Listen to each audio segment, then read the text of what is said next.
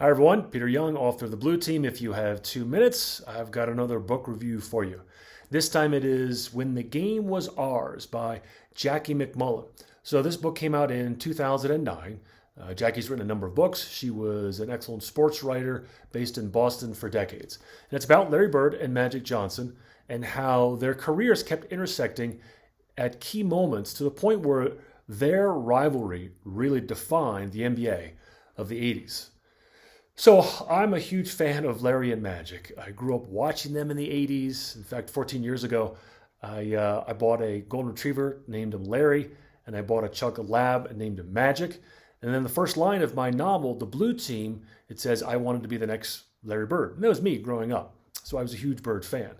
But even though this book is about Bird and Magic, it's not even in my top 10 all-time favorite basketball books. It is a good book, but it's not a great book.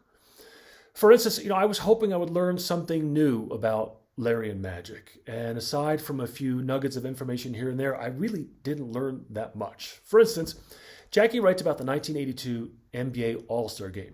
Took place in the Meadowlands. I was there. I went to the game with my dad.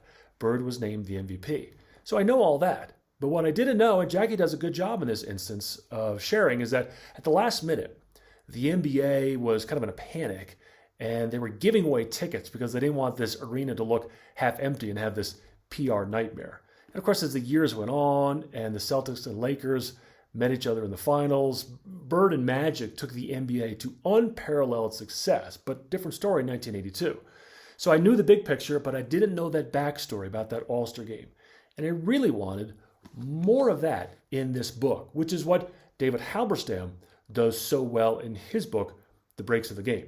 So if you love basketball, it's a very good read. If you loved basketball in the 80s and Bird and Magic, it's a must read. So there you go, 2-minute review of When the Game Was Ours by Jackie MacMullan. If you've liked this review, give it a like, give it a share.